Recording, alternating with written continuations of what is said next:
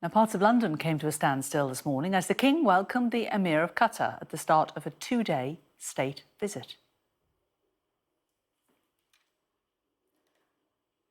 Well, before the official welcome at Horse Guards Parade, the Prince and Princess of Wales greeted the Emir of Qatar and his wife on behalf of the King. These images were released a short time ago. King Charles welcomed Sheikh Tamim bin Hamad Al Thani and the first of his three wives, Sheikha Jawahir, during the grand ceremony. The Queen pulled out of the official open-air greeting on Horse Guards Parade and a carriage ride back to Buckingham Palace due to lingering effects of a recent viral chest infection. But she is pictured here arriving at Buckingham Palace to join them for a private lunch along with the Emir and his wife. Well, our royal correspondent Rhiannon Mills is at Buckingham Palace for us. And Rhiannon, what else will this visit entail?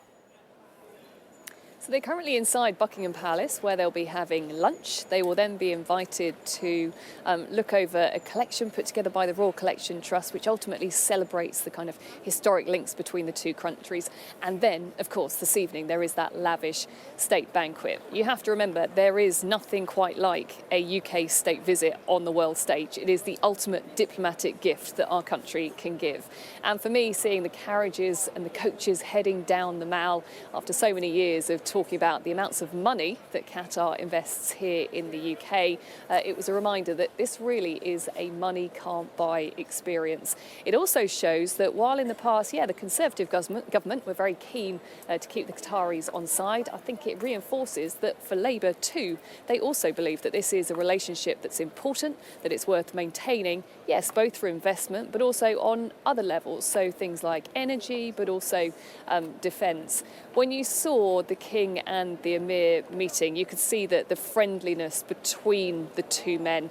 The Emir in the past actually came here for the King's coronation and also for Queen Elizabeth's funeral. There clearly is a close relationship between the two families, which is, of course, very important when it comes to soft diplomacy. But we can't get away from the fact that there are certain groups who believe that this state visit shouldn't take place.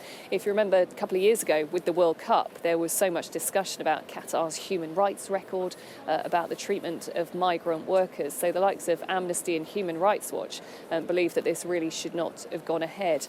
But ultimately, for the royal family, they have to do what the government wants. So that is why they've been front and centre today, and front and centre in what has been a really difficult year.